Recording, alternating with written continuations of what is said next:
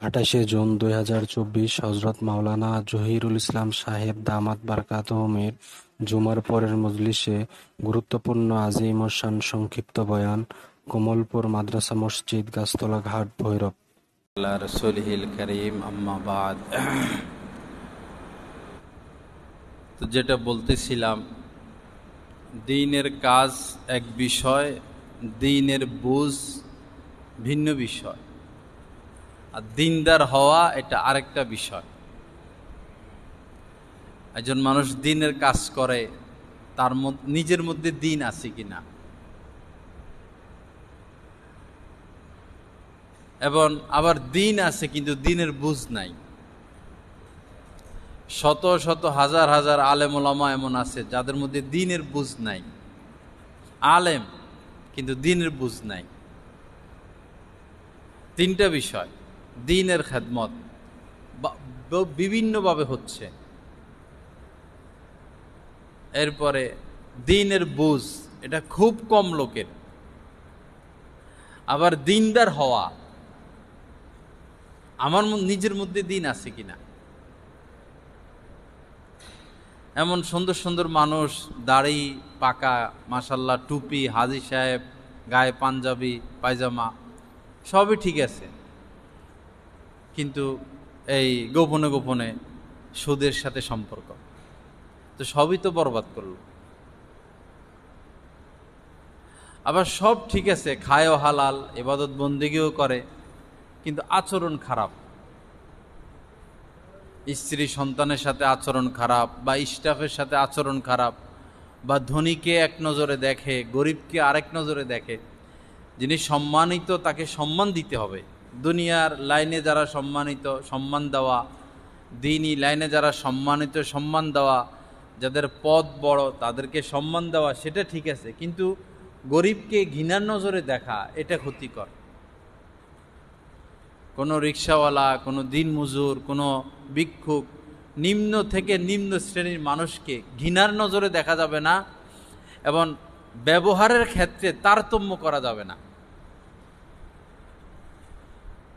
মানে ভালো ব্যবহার করা। একদম নিচু শ্রেণীরও কোনো মানুষ যদি নবীজিকে দাওয়াত দিতেন, বাসি তরকারিরও দাওয়াত দিতেন, বাসি রুটি, শুকনা রুটি, শক্ত রুটি, নবীজি এই নিম্ন শ্রেণীর লোকটার মন রক্ষা করার জন্য তার বাড়িতে যায় হাজির হইতেন। কি দিন শিখে গেছে, একদম নিম্ন শ্রেণী, সে কিছু খাওয়াইতে পারবে না, হয়তো 2টা খেজুর খাওয়াবে, নবীজি 1 মাইল 2 মাইল হাইটা যাইতেন। দূর দূরান্তে কেউ অসুস্থ, নবীজি শুনছেন, দেখতে যাইতেন। এখন তো আমরা এমন ব্যস্ত থাকি, আপন ভাই পাশের বাসায় থাকে অসুস্থ, সময় নাই, আপন বোন অসুস্থ, সময় নাই, নিজের ভাগিনা, নিজের ভাতিজা, এরাই তো আমার আপন। বন্ধু বান্ধব নিয়ে ঘন্টাকে ঘন্টা সময় কাটানো হয়, আসল রক্ত ব্লাড কানেক্টেড যারা, তাদের সাথে আমার সম্পর্ক নাই, তো হইল না। তো বন্ধু বান্ধবের সাথে ভালো আচরণ ঠিক আছে, আগে আত্মীয়, মাঝে মধ্যে অন্তত একটা ফোন দেওয়া, অসুখ হয়েছে একটু দেখতে যাওয়া। ঈদ আমার সমর্থন আছে, সারা বছর যোগাযোগ করতে পারি না, একটা 3 পিস, একটা লুঙ্গি, এটা কিনে হাদিয়া পাঠাই দিলাম, কয় টাকা গেল, কিন্তু সম্পর্কটা রইল। তারও আছে, আপনারও আছে। হাদিয়া ভিন্ন জিনিস, এটা ধনী গরিব এর বিষয় না, হাদিয়া ভিন্ন জিনিস। সেই দেশ গ্রামে বড় হয়েছি, তাদের বাসায় যাইতাম, এখন যোগাযোগ নাই, বাস একটু হাদিয়া পাঠাই দিলাম, সম্পর্কটা আবার তাজা হয়ে গেল। অসুস্থ, বাস যাই দেখে আসলাম, হাসপাতালে ভর্তি 1 সপ্তাহ ধরে, আমি একদিন একটু সময় করে যাই দেখে আইলাম, তার মনটা খুশি হয়ে গেল। অসুস্থ হইলে ওষুধ যতটা কার্যকর, মনের সাহস এর থেকে বেশি কার্যকর। মনের সাহস, আত্মীয় স্বজন গেলে, বন্ধু বান্ধব গেলে মনের সাহস আসে, ভালো লাগে, সময়টা কাটে। জ্বর 3 দিন শুয়ে থাকতে হয়, এখন একা শুয়ে থাকা কত কষ্ট। বন্ধু বান্ধব আসলো, ভাই আসলো, চাচতো ভাই আসলো, ফুফু আসলো, খালা আসলো, সময়টা কাটে। ভালো লাগে, সবাই এসে একটু সান্ত্বনা দেয়।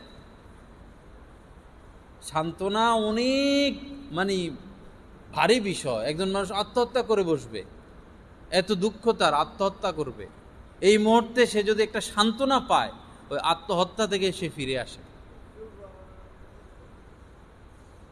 বহু মানুষ এমন শুনছি আমাদের হজরতের কাছে আইসা, হজরত আমি আসছি শেষ বিদে নিতে, আমি এখন আত্মহত্যা করব গিয়া। ডাইরেক্ট কথা, স্ত্রীর যন্ত্রণা, সন্তানের যন্ত্রণা কত সইবে, নিজে আত্মহত্যা করবে। পরে বুঝাইতে বুঝাইতে বুঝাইতে কত মানুষকে এভাবে ফিরানো হয় আত্মহত্যা থেকে। সান্ত্বনা, একজন লোক ব্যবসায় মায়ের খাইতে খাইতে শেষ, আপনি টাকা দিয়ে সাহায্য করতে পারবেন না, দেখা করে একটু সান্ত্বনা তো দিতে পারেন, একটু পথ তো দেখাইতে পারেন। আমাদের আর কাজ কি? শুধু টাকা পয়সা কামাবো আর কবরে চলে যাবো? এই দিনের কাজ অনেক, দিনের খেদমত এটা বিস্তৃত। অসুস্থ মানুষকে দেখতে যাওয়া এটাও দিনের কাজ, আত্মীয় স্বজনের সাথে সম্পর্ক রাখা এটাও দিনের কাজ, কেউ মারা গেল তার জানাজায় শরীক হওয়া, কবর পর্যন্ত যাওয়া এটাও দিনের কাজ। দিনের কাজ অনেক। রাস্তায় একটা কলার খোসা পড়ে আছে, একজন মানুষ পিছলে খাইতে পারে, এটাও দিনের কাজ। সর্বনিম্ন ইমানের যে ৭৭টি শাখা, সর্বনিম্ন শাখা হলো যে কষ্টদায়ক জিনিস রাস্তা থেকে সরিয়ে দেওয়া। আমরা তো কষ্টদায়ক জিনিস আরো ফেলি। এই মুসলিম বাজারে দেখবেন ফুটপাত, যেখানে মানুষ হাঁটবে, এটা হলো ব্যবসার জায়গা। কেউ গোস্ত বিক্রি করে, কেউ দোকান বসায় রাখছে, কেউ মুরগি জবা করে। আইন নাই তো দেশে। মানুষের কষ্ট। ভৈরব বাজার লক্ষ লক্ষ লোক ঢুকে বাইর হয়, এই চিপা রাস্তা, কলেজের সামনে দিয়ে চিপা রাস্তা, এপাশেও তরু তরকারি, এটা হেটা, এপাশেও এটা হেটা, হাজার হাজার মানুষের কষ্ট। কয়জন মানুষের সুবিধার কারণে লক্ষ লক্ষ মানুষের কষ্ট। একবারে পৌরসভা যেখান দিয়ে মেয়র ঢুকে, কমিশনাররা ঢুকে, পুরা রাস্তায় ফুটপাত, এরা চোখেও দেখে না। এটা পুলিশ পাঠাইলেই তো হয়, লক্ষ লক্ষ মানুষের মুক্তি পাইল। বলবেন যে গরিবের পেটে লাঠি, কিসের গরিবের পেটে লাঠি? সে তো অন্যায় করতেছে, সে কবিরা গুনায় লিপ্ত, সে রাস্তা দখল করে ব্যবসা করে, সে কবিরা গুনায় লিপ্ত। আপনার উচিত তার কবিরা গুনাহ থেকে বাঁচানো। সে হারাম কাজে লিপ্ত, মানুষকে কষ্ট দিচ্ছে। কিছুদিন আগে ছাত্ররা পুরা ঢাকা শহরের দায়িত্ব নিয়ে নিছে, স্কুল কলেজের ছাত্ররা রাস্তা নেমে গেছে, ট্রাফিক সব উঠাই দিছে। মনে হয় ২-৩ বছর আগের ঘটনা। সব মানে পরিচালনা তাদের হাতে, ছাত্রদের হাতে। এখান দিয়ে গাড়ি ছাড়তেছে, এখান দিয়ে গাড়ি আটকে রাখছে, ট্রাফিকদের যে কাজ আরো সব। ঢাকা শহরে কোনো জাম নাই, পোলা পায়, এদের ট্রেনিং নাই, এরা ছাত্র, 9-এ পড়ে, 8-এ পড়ে। এরা যখন ঢাকার দায়িত্ব নিয়ে নিছে, ঢাকায় আর কোনো জ্যাম নাই। অথচ কোটি কোটি টাকা বেতন নিচ্ছে ট্রাফিকরা। চলন্ত রাস্তার মধ্যে একটা ট্রাক দাঁড়া করাইয়া, এই কাগজ দাও, এই দাও, এই দাও, 5 মিনিট 10 মিনিট পিছিয়ে দিয়া কত লম্বা জ্যাম, পরে আস্তে ঢুকাই দিলে শেষ। এটা দায়িত্ব। আর দিতে হইব, নাইলে উপায় নাই। এক বাহানা না এক বাহানা আপনার সে মামলা দেওয়ার ক্ষমতা তার রাখে। আপনি একদম কোনো অপরাধ নাই, হয়তো বেল্ট লাগান নাই, হয়তো মাথায় টুপি লাগান, যে কোনো একটা অপরাধ বাইর করে মামলা দিয়ে দিতে পারবো। তো মানুষ ওই কিছু দিয়ে দেয়। কি করবো? এদের পেট হইল বঙ্গোপসাগরের মতো বড়।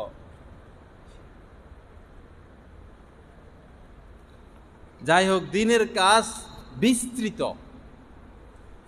এই 3টা পার্থক্য বোঝা, দিনের কাজ, দিনের বুঝ, আর আমি নিজে দিনদার হওয়া। আল্লাহ পাক সহি বুঝ দান করেন। আল্লাহ পাক আমাদেরকে কোরআন সুন্নাহ মোতাবেক চলার তৌফিক দান করেন। আস্তে আস্তে গুনাহ ছেড়ে দেওয়া, সুন্নতের উপর উঠা, আল্লাহর দিকে আগানো। আল্লাহ ছাড়া কেউ নাই। আল্লাহ আপন।